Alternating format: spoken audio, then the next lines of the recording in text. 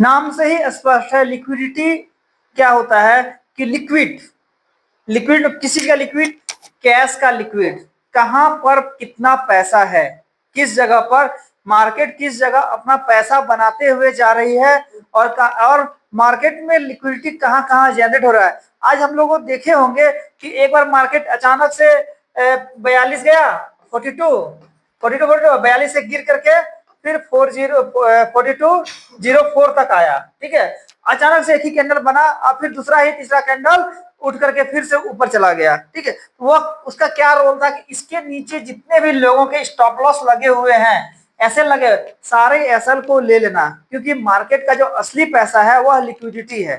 ठीक है, market liquidity को लेने के बाद ही अपने जेन्युइन मूव की ओर जाता है। अभी थोड़ा देर पहले ही क्या हुआ कि मार्केट 50 गया, ठीक है, 42 गया, अब फिर मार्केट धड़ाम से गिर गया और गिर करके फिर आया 42-32 तक, अब फिर मार्केट उठ करके अभी 42-54 पर पहुंच गया। ठीक है, तो यह क्या था कि लिक्विडिटी को हम लोग ऐसे समझते हैं कि आपको जरूरत है, सपोज दैट आपको जरूरत है 100 आईफोन को का। ठीक है, आप गए एक दुकान में कि हमको 100 पीस आईफोन चाहिए।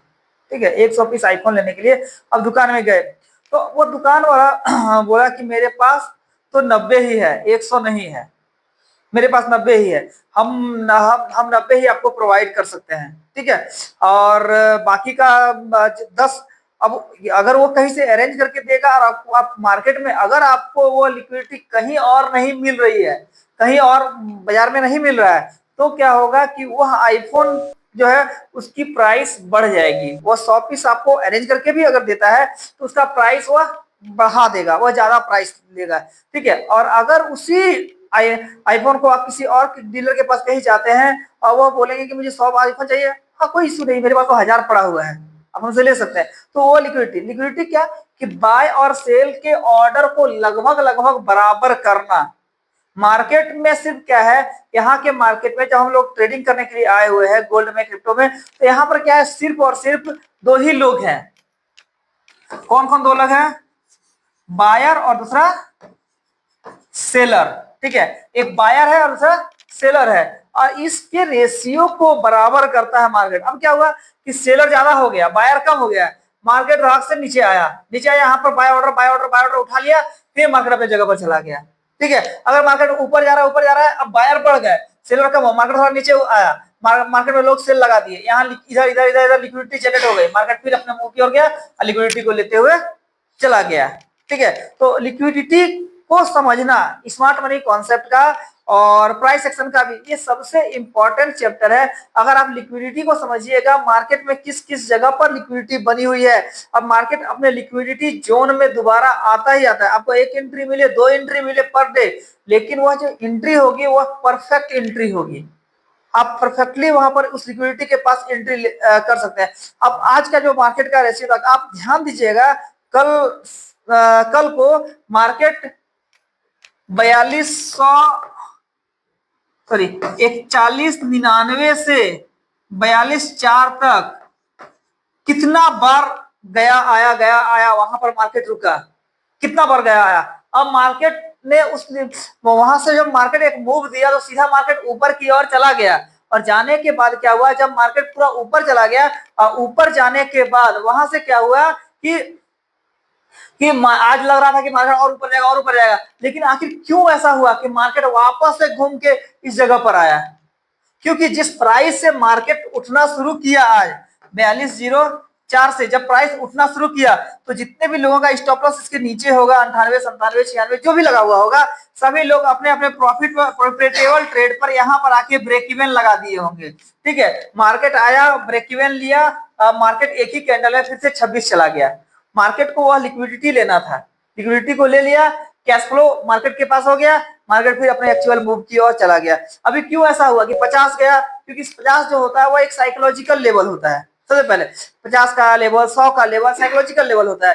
प्राइस उस जगह पर जाके प्राइस रिट्रेस करती ही करती है। तो क्यों रिट्रेस करती है? क्योंकि मैक्सिमम लोगों का माइंडसेट आता है कि 50 आएगा तो हमको वहां से सेल लगाना है।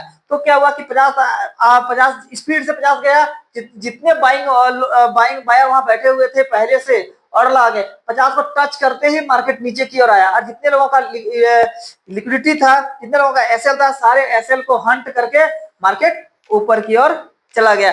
मार्केट को जब कभी भी अपना एक एक्चुअल मूव देना है, जब कभी भी मार्केट को एक्चुअल मूव की ओर बढ़ना है, वो सबसे पहले लिक्विडिटी लेगा और तभी वो आगे बढ़ेगा। अभी क्या हुआ, मार्केट ने बहुत सारी लिक्विडिटी बनाई हुई है, बाय सेल साइड की लिक्विडिटी बहुत सारा बना के ऊपर गई हुई है। बहुत सारे ट्रेडर का ट्रेड जो है किसी 3800 से, किसी 3700 से, किसी 3600 से ट्रेड लगा हुआ है उस जगह पर। अब प्राइस सीधा ऊपर जा रहा है। मार्केट वो लिक्विडिटी लेने कभी ना कभी तो जरूर आएगी। नियम भी कहता है कि यह जो प्राइस अभी बढ़ रहा है, यह रियल मूव थोड़े है प्राइस का। जिस चीज का प्राइस अचानक से बढ़ रहा भाग रहा, अभी क्या हुआ, मार्केट में अनसर्टेनिटी बनी हुई है। ठीक है, मार्केट में अनसर्टेनिटी बनी हुई है। और क्या था कि मार्केट में अनसर्टेनिटी के साथ साथ एक अफवाह फैला हुआ है, न्यूज का अफवाह फैला हुआ है। जब बाजार नॉर्मल होगा, लोगों को विश्वास नहीं है बाजार के और सब चीजों में, लोगों को विश्वास नहीं है रियल एस्टेट में इन्वेस्ट करना, लोगों को विश्वास नहीं है फार्मिंग सेक्टर में इन्वेस्ट करना, लोगों को विश्वास नहीं है और बाजार के दूसरे चीजों में, इंफ्रास्ट्रक्चर में इन्वेस्ट करना, वहां अभी रिस्क लग रहा है लोगों को। तो सभी लोग क्या रिस्क से निकल करके सेफ हेवन की ओर, सिल्वर चांदी जो रेयर मेटल्स होते हैं, रेयर मेटल्स की ओर आदमी इन्वेस्ट कर रहे हैं और प्राइस जो है उसका बूम करते हुए जा रहा है, बढ़ते जा रहा है। ठीक है, तो इस तरह से क्या हुआ कि मार्केट जब जब एक लिक्विडिटी को बनाते हुए मार्केट ऊपर की ओर जाएगा, मार्केट लिक्विडिटी को लेने के लिए, लिक्विडिटी को ग्रैब करने, लिक्विडिटी को हंट करने मार्केट वापस अपने लिक्विडिटी जोन पर आता है। ठीक है, लिक्विडिटी जोन क्या होता है, देखिए सिंपल चीज जो हम बताए हैं उसी को लिखे हैं। ट्रेडिंग में लिक्विडिटी जोन चार्ट पर उन क्षेत्रों को कहते हैं जहां खरीदने और बेचने, बाय और सेल की बहुत ज्यादा ऑर्डर लगे हुए होते हैं। और जिस ऑर्डर पर जितना अधिक स्टॉप लॉस जहां लगेगा, लगा हुआ रहेगा, मार्केट उसके स्टॉप लॉस को लेने के लिए वहां जाएगा। ठीक है, अभी क्या हुआ, मार्केट 47, 47, 48, 49 तक गया। अब क्या हुआ 48, 49, अब ऑब्वियसली साइकोलॉजिकली सोचिए कि मैक्सिमम लोग क्या करेंगे, 47 में ट्रेड लेंगे, 45 में ट्रेड लेंगे, 48 में ट्रेड लेंगे और सबों का स्टॉप लॉस 50 के ऊपर लगा हुआ रहेगा। तो मार्केट उस लेवल पर जाएगा, टच करेगा। ठीक है, ये जोन अक्सर क्या होते हैं, महत्वपूर्ण एक सपोर्ट और रेजिस्टेंस है। अब हम लोग चार्ट पर भी इसको समझेंगे कैसे कि देखिए, एक लिक्विडिटी,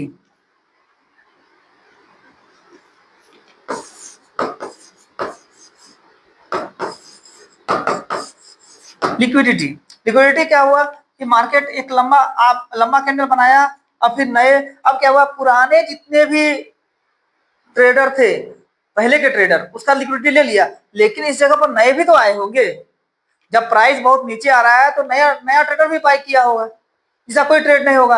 अब उसका भी, अब वे सभी लोग इस वीक के नीचे जब एक कैंडल बनाया, जब ये कैंडल बनाया और इसके नीचे जितने लोग इसके नीचे से एंट्री बनाए होंगे, सबों का स्टॉप लॉस इसके नीचे होगा, स्टॉप लॉस होगा। अब मार्केट इस लिक्विडिटी को बनाते हुए ऊपर जा रहा है। अब मार्केट में वहां पर क्या होता है, हमारा जितना भी ऑर्डर लगा हुआ होता है, तो वहां ऑपरेटर के पास सारा इंफॉर्मेशन होता है कि हमारा ऑर्डर कहाँ है और कहाँ पर कितना अधिक लिक्विडिटी है, कहाँ पर कितना अधिक एसएल लगा हुआ है। तो मार्केट उस और आता है, एसएल को हंट करता है, मार्केट फिर अपना एक्चुअल मूव की ओर बढ़ जाता है, आगे की ओर चल देता है। ठीक है, तो क्या होगा, जिस जिस जगह पर लिक्विडिटी रहेगा वह जगह सपोर्ट और रेजिस्टेंस का काम। अब मैक्सिमम लोग क्या करेंगे, अब यहाँ पर एक लिक्विडिटी बना, मार लोग यहाँ पर एंट्री लिए, सेल की एंट्री लिए, इस जगह पर सेल की एंट्री लिए, मैं यहाँ आया। ठीक है, अब मैक्सिमम लिक्विडिटी दो तरह का होता है, एक इंटरनल लिक्विडिटी और एक external liquidity. Internal liquidity, external liquidity क्या होता है, इसको देखिए।